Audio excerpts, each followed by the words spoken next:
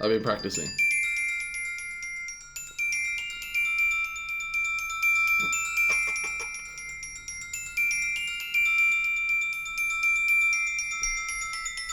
Oh, and that's all Damn, for today. that was super impressive. Man, we got to follow that up with a pretty good episode, huh? We do, that's true. That will be the best content of this episode. Nothing we say will be better than Will that. be better than that glockenspiel solo. We should put out like a phony episode we introduce. I really want to do that. I want to put out an 1 hour of like ironic content. No, we put out like a little bit of an intro of us like discussing something, right? We said welcome to the Calligram podcast, and then 50 minutes of glockenspiel. It's the inverse. Why not? Oh, jeez. No, what are we here to talk about today? That's a great question. There wasn't really a plan. No, sir. Is it fair to say Noah and I, we won't say what, when we got together today to do some writing? Yeah, that's true. That's fair. Yep. And we thought, you know what? Let's smash out some Calligram podcasts, give you guys some content as well. Yeah. So now we're here, we're figuring it out. I think an idea that you brought up about a week ago was that we would just pick some films that came out recently. Yeah. In like the most recent, I guess, Oscar field. Like not that there's a couple of films that came out that weren't nominated, unfortunately. Sure. But like we could talk about some of those films because Yeah. I feel like honestly the last Oscar field was like one of the best that I've seen in a while. Yeah, in recent years. There Yeah, was I a would say lot so. of films that I really enjoyed, probably Yeah. best since 2014. What was 2014? 2014 was like the big Birdman, Oh, Boyhood, right. Grand Budapest. Right. Yeah, that had a really strong field. Yeah, Noah, what's a film? When you think about, what is a film? When you think about a film, in recent memory, Yeah. what's a film that really stood out to you from the last Oscar field? And we won't really say too much about this got robbed or that, because I feel like that content's already been put out. Sure. The content about the Oscars already been put out. He says 6 Yeah. months after the Oscars or whatever it is now. I don't know. There was a lot of good stuff last year. I feel like I saw a lot of the like big Oscar stuff right before the Oscars came. I was like, oh, I finally have to watch this because the Oscars. Because you know I care so deeply about what gets awarded. Leave that in. I don't care. I am quite happy that Everything Everywhere All at Once walked away with so much. I mean, I think it deserved it. It was really, really great. But I had films that I thought were a bit better. Yep. Not to say everything was fantastic. Yeah, it was really brilliant excellent. movie. Yeah. But yeah, I don't know. I loved Tar a lot. I thought Tar was fantastic, and I love Banshees as well. I thought those were probably my two favorites from the year. Yeah. Yeah. Yeah, I think I would agree with you there. One that, I know you haven't seen this one, Aftersun. Yeah, I still haven't seen it. Yeah. Yeah. I haven't rewatched it yet, but I've been watching clips that come up, and I've been thinking about it. It's probably the film that I've thought about the most after I've watched it. And I had a really good experience watching it. I went to Palace Cinemas on my day off work. It was 11 a.m. I was the only person in the cinema. That's the best. And I watched that film. Yeah, fantastic. Which was perfect. And I had a little coffee, so I was up. Yep. It was great. Awesome. So sell me on this movie. Okay, so Why should I see this Aftersun, movie without spoiling it. okay. Just considering I'm the only person who hasn't fucking seen it. Yeah, right. So Aftersun, without spoiling it, is a film about a divorced father. I don't know if he's divorced or he's just split from the mother. Him and the mother are not together anymore. And they have a daughter that's about maybe 10 or 11 years old. And they go on a holiday overseas. And it's really clear throughout the film that the dad can't really afford the holiday because little things come up where he gets incredibly stressed out. Like there's a scene where he's scuba diving and he drops his goggles, and there's a beautiful shot where you can see Paul Mescal diving for the goggles that are just falling into nothingness, and he swum so deep to try and get the goggles, and then he's very quiet for the rest of the boat trip. Right. And you get little hints towards the fact of like, I wonder what's going on with him, because he's obviously not okay. Mm-hmm. And I wonder why we keep cutting to this scene. Well, I mean, it's pretty obvious once you get into it, but I wonder why we keep cutting to this scene of this much older girl just kind of loitering in her apartment, Mm-hmm. you know, and why we're cutting to this scene of Paul Mescal dancing in a club to like very heavy strobe lighting, and why this girl can see herself in the club. Mm-hmm. I'm trying so hard not to spoil this thing right now. Yeah. But anyway, it's just I think without spoiling it, this is pretty fair. It's the older girl. She is reminiscing about a holiday that she had with her dad. Sure. Okay. Who, you know, maybe she's not so close to anymore. Sure. She hasn't talked to in a long time. Cool. Yeah. It's beautiful. It's done so that you get to figure that out throughout the film. Sure. There's no point where it's like, it was 1989. This would be a holiday that I would never forget. You know, there's no hand holding. no shit like that. Yeah. None of it. Cool. It's beautifully done because without saying what's going on with him, just a thing. It's a pretty simple thing, but I think it's worth mentioning. The whole point is that you're an 11, 10-year-old kid, and you yourself don't get to have open conversations with your dad about what is going on with him. And so you have to figure it out through all the clues that you're given in the film. Right. Just like the daughter has to. Yeah. And there's little moments where it's like, you can see where she's considering, should I have jumped in here? Should I have talked to him, seen if he's okay here when I had this memory? Yeah. And they replay some footage because they shot some holiday footage throughout the film. And she watches, the older her watches the footage. And she's incredibly solemn. And you figure out why she's solemn. She's like still looking for clues about why she couldn't help her dad, more or less. Right.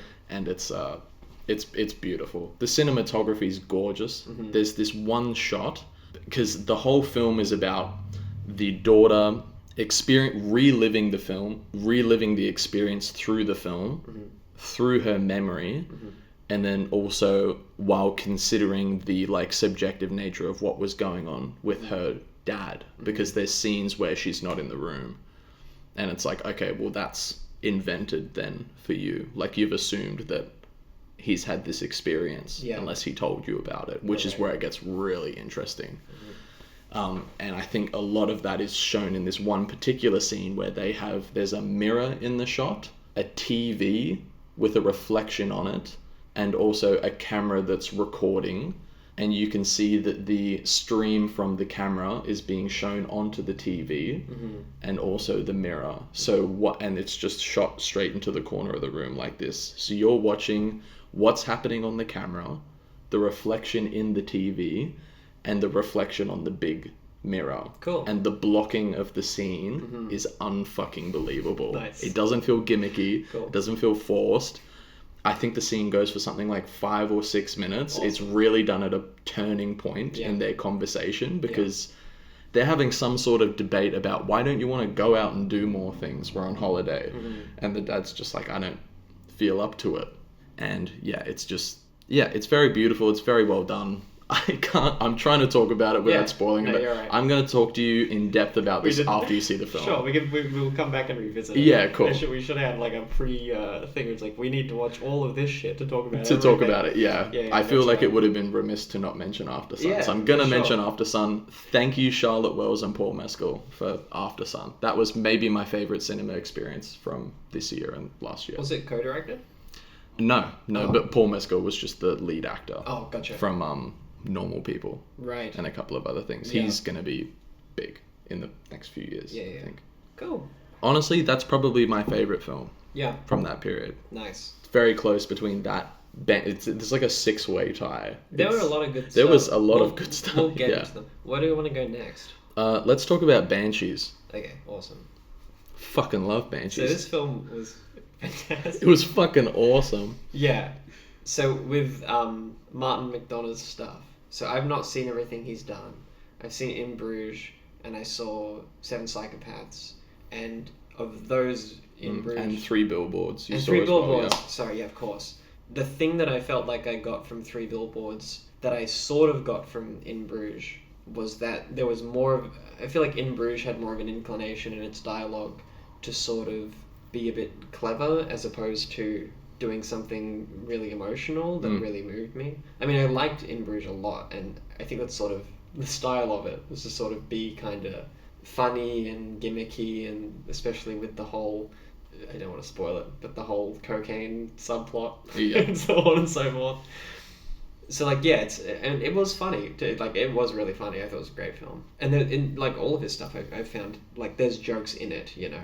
And this sort of felt like some sort of way in which the cleverness of the dialogue here, it wasn't done in the way of In Bruges, where there's a lot of sort of like fourth wall breaking comedy, I would say. Or like the writing is done in such a way, especially how the movie ties up with the beginning of it. So when I was watching this one, I was like, oh, this is the Martin McDonagh dialogue that I see, where there's like this sort of back and forth, aggressive, like we say similar lines back to each other, like it's sort of like Looney Tunes or something. Even between the same two co-stars from Bruges. Exactly. Like even the whole start of it was like, oh, I forget the slang, but he was like, "Are you round? Oh, I don't think we were round." Oh, yeah. And like, there's this like constant back and forth, especially with the two bartenders there as well, and they were hilarious. But I felt like that was a very natural part of this world, of this like fictional island, that they would like do this and say this sort of thing. It felt like it really belonged in the universe, and it didn't really take... Because when it started, I was like, oh, is he just doing the same sort of like gimmicky dialogue thing? Yeah. And then... Which is very entertaining. Which is very entertaining. Incredibly funny. And so like the first 15 minutes in, I was like, is this really just a movie about this guy who doesn't want to be a friend of the other guy? And no, I was sir. Like, well, I mean, that's kind of the movie. Yeah. But there's lots of other shit in there. Yeah. But like, yeah, that's what we're actually in for. And I was like, oh, that's very genuine. I like this. And then the second time I watched the film, and I loved it the first time, but the second time I watched the film, all that sort of gimmicky, joking dialogue just fits so well into the tone of everything. And I just felt like, no, that's just how these people are. It's not like a writer trying to be clever to be clever. No. And like, it is his thing that he does, where he writes dialogue like that. But it didn't annoy me at all. Like the second time through, it was like, oh no, this is just, these people just like this, and I really believe that they're like this as well. It is clever, and it's funny, but it's not clever like it's trying to impress you with how smart it can be with like tie-ups and tie-ins and this sort of a thing. It's very direct and very simple. The guy, I forget the actor's name, it feels so bad. The guy who's in Killing of a Sacred Deer. Oh, Barry Keoghan or Kogan. Yeah. I don't know how to pronounce the surname. He's awesome. He was my favourite part of that. Oh yeah, he's film. fantastic. Yeah. He was absolutely fantastic, and I love his whole subplot. We're going to spoil this, by the way. Yeah. I guess. So. Sorry, guys. Banshees spoilers incoming. Yeah. And also spoilers on Tar incoming. Oh yeah. And also spoilers on Everything Everywhere All at Once. That as well. We'll let you know Maybe if anything Triangle else of comes Sadness up. we might do as well. Let's do Triangle of Sadness. I forgot about that's that worth one. saying. Yeah. Yeah. His subplot, where his like father is sort of, doing what he's doing. Abusive as fuck. Yeah, and gets exposed by Colin in the bar, which is such a fantastic speech, by the way. But there's this little tie-up that I didn't notice till the second time through, where there's that lady at the post office, and she always asks for the gossip, yeah. And then the policeman comes through, and he says, well, this boy drowned himself. He was like 22 or something, and he drowned himself in the lake. And he's like so unsympathetic. He's like this idiot. That guy. Do you remember that? The guy says that, and then I forgot that he said that. Yeah, he says because that. that's his son. Well, no, it's not his son. That's another guy. No, it's a different guy. Yeah. Okay. And then Colin goes. I was about to say, I was like, "There's no way those were so close together." Okay. And cool. then she complains. It was a after separate. that. She's already been complaining to Colin about no gossip. Yeah. And then the policeman comes in, tells her that, and she says, I don't know if she says that that's good gossip or not good gossip. I think she says that that's shitty, like that's not gossip, not good news or whatever, or like it's not entertaining news. And then Colin says, well, I got some news for you. This man abuses his kid. Yeah, and so beats the shit out of his kid every day. And then he goes outside and gets beat, obviously. Yeah. But like that little tie-in of that police officer being so unsympathetic to this random guy's plight. And then you find out later on that Barry has this huge crush on Colin Farrell's sister. Yeah. Who's like 10 years his senior. Yeah. Yeah. Very well educated and who was easily, by the way, my pick for best supporting actress.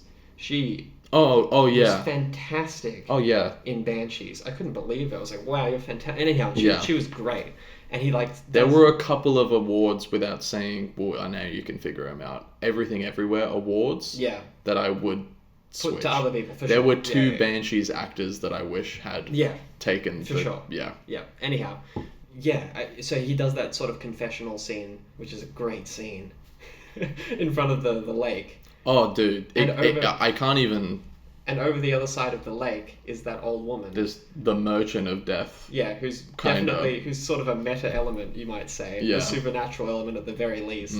Anyhow, and they're by the lake when he confesses, which is important, and she watches, you know what I mean. And then he leaves, and it's this like She sincere. beckons for him. Or she waves to Colin's sister or something. Anyhow, he confesses this to her, and How he does it. yeah, and you sort of Can we talk a bit how he went about yeah, this? say it. Okay. Go. So, because this is one of my favorite bits in the Yeah, it's great. whole It's a film. great scene. Is so Barry is, whether it's because his dad has been beating him for years Yeah. or not, And doing some other stuff. and doing some other stuff, is up for debate. But Sure. Barry's character, you can tell that he's not all there, Yeah, and maybe he has physical brain damage. Maybe he's incredibly traumatized. Sure. It could be either. yeah, And so when Barry explains things, especially love things Yeah. and like sex things, his understanding of what is okay Yeah. and what isn't is fucking thrown out the window. yeah. And how he tries to, I just love that he had this plan in the beginning. It breaks my heart, but he walks up to her and they're talking about, it's something to the degree of they both think the weather's cold or something. Yes. And he's like, you and I got so much in common. Yes. Thinking the weather's cold and Yeah. all that. And she's like, we don't have anything in common. She's like, no, don't stop. I'm not done yet. Yeah. And he goes, what do you think about, would you ever consider falling in love with a fella like me? Yeah. And she said, no. And he's like, well, there goes that dream. Yeah. I'll see you later. Such a great line. The thing, Oh, man. when she says that, This I is a don't think beautiful so, line. or whatever. Yeah.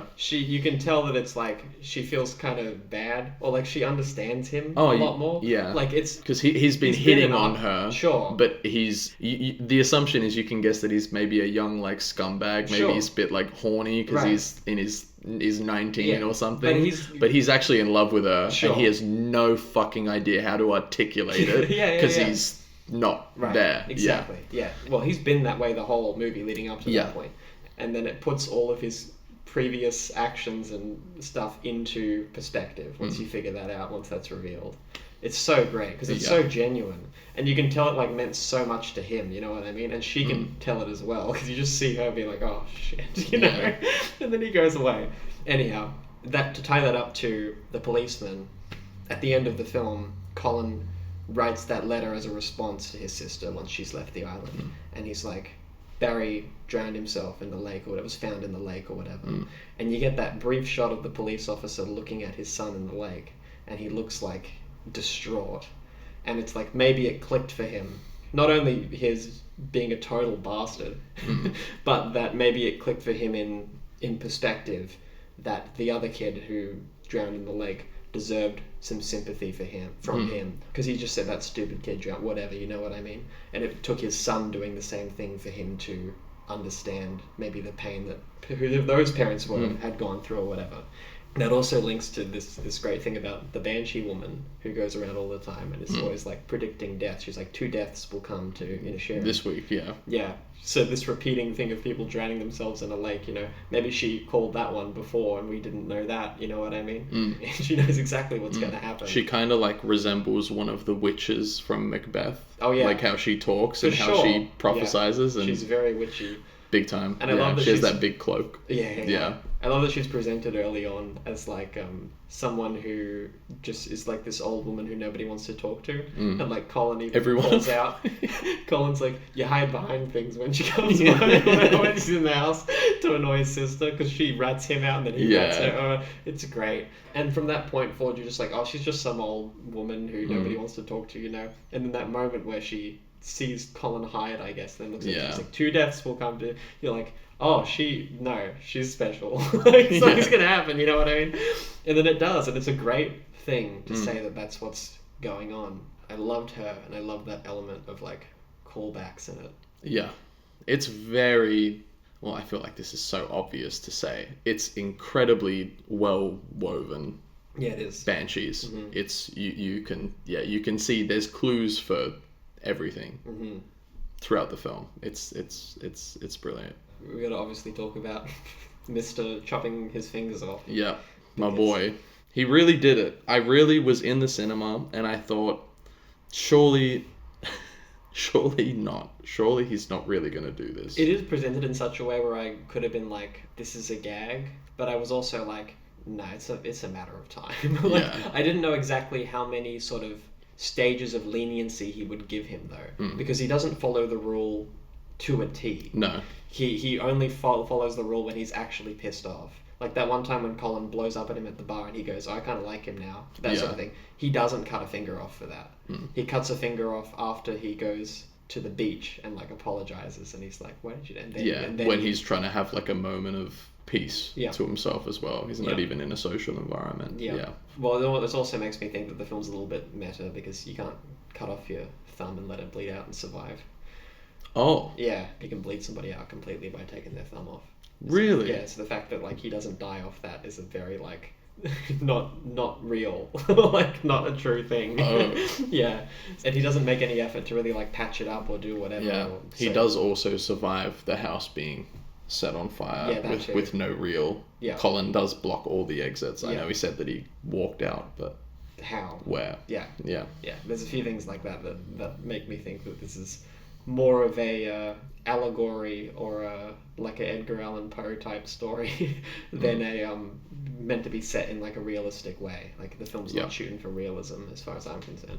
And I love that the finger thing links to his fiddle playing and this idea that like he wants to stop talking essentially to Colin because he wants to do something valuable with his life till before he dies, sort of a thing. And he wants to be remembered. That's a big thing. Yeah, and Colin's like, nobody remembers these. It doesn't matter. I was nice. I'll be remembered as a guy who was nice. You know what I mean? So no one's getting remembered for being nice. Right. I like how that gets flicked on Brendan Gleeson's character when he says, you know, Beethoven was from this century and everyone remembers him. And the sister goes, "You're fucking idiot. He was from this century." Wrong. Yeah, that's great. And he just has to sit there, kind of knowing that he's really gonna die on this hill, and he actually doesn't know the century that Beethoven was in, and it's great. This idea that like he had to write this piece of music or whatever, and that he was happy with it, and that like that would satisfy him, and that was more important than like a friendship. I mean, people have their own interpretations of like if the art is more important than the maintaining the friendship or being whatever.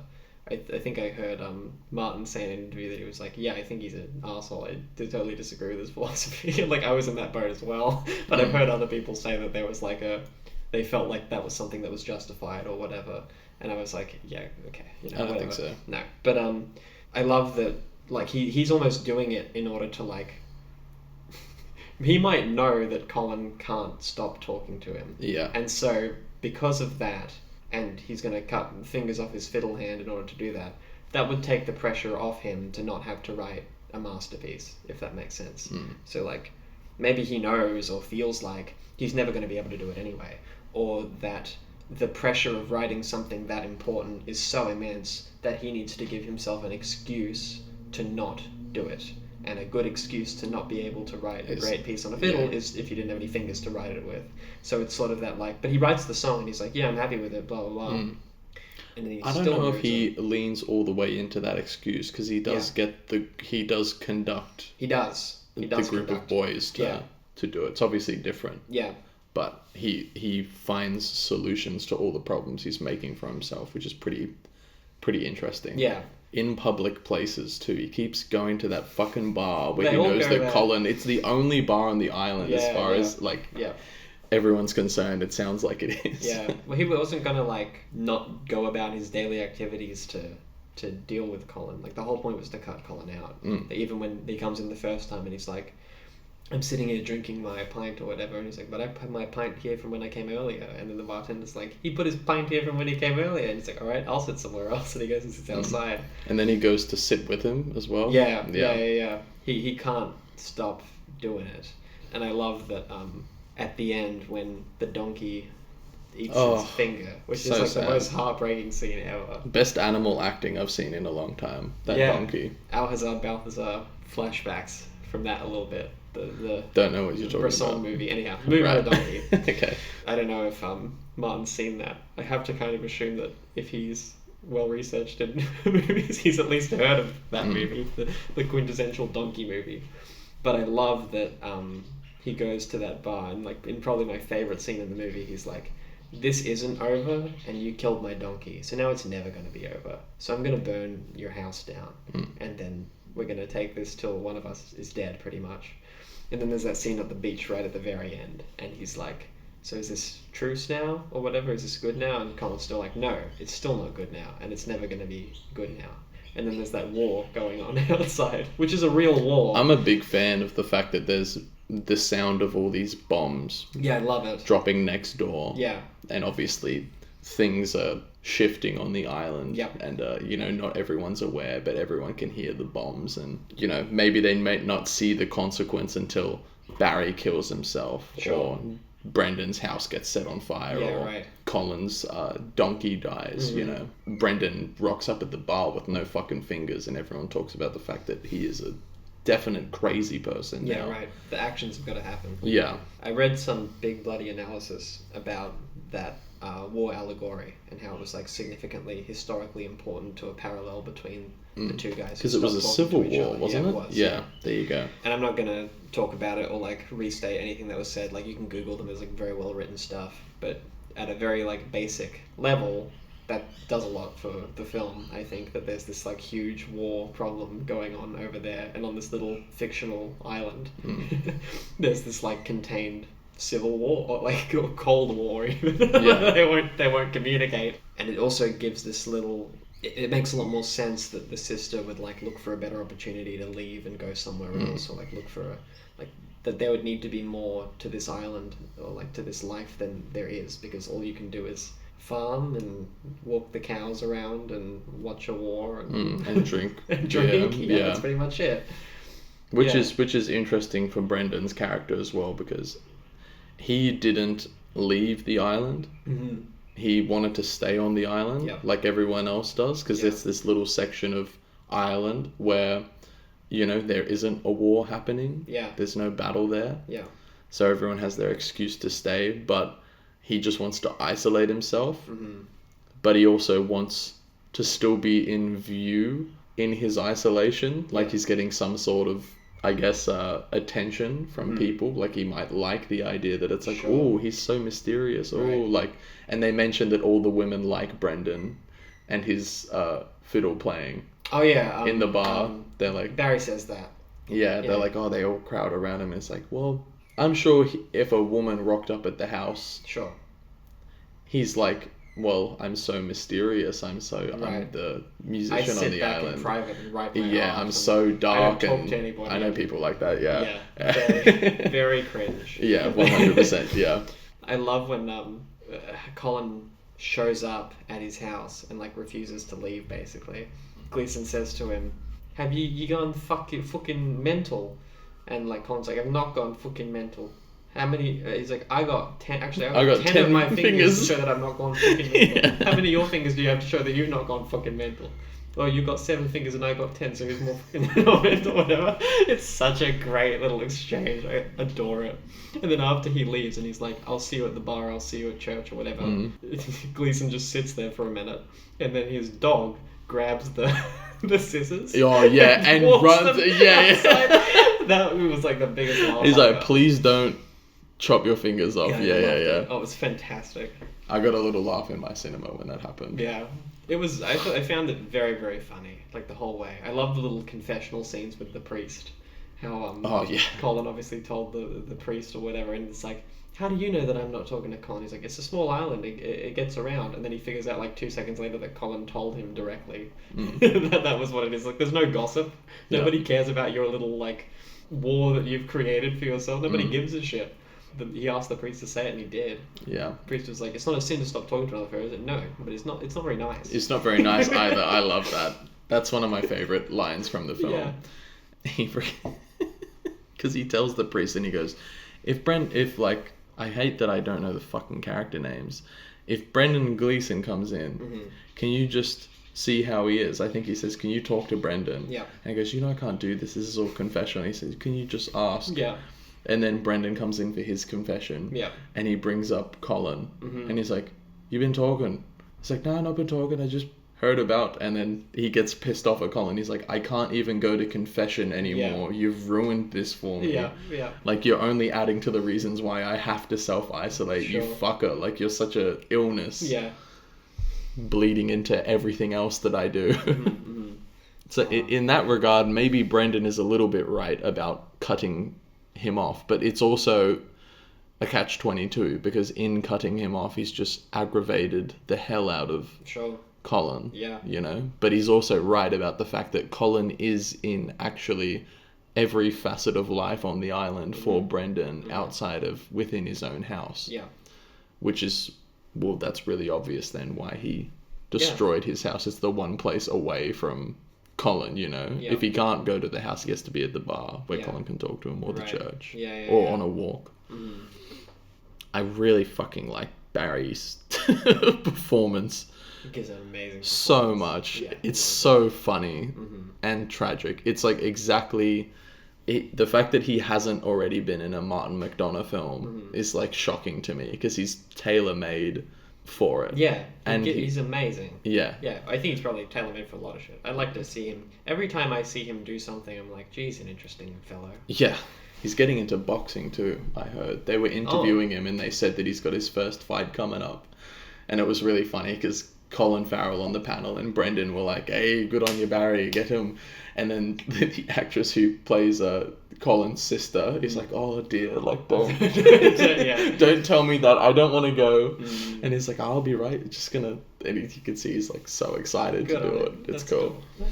I forget that actors have like, and this massive tangent, I forget that actors have like hobbies that aren't at all acting related. Yeah, sure. And it's nice to know what they are. Yeah. It's fun. I don't know that we need to do like a full hour on every single one of these movies. No.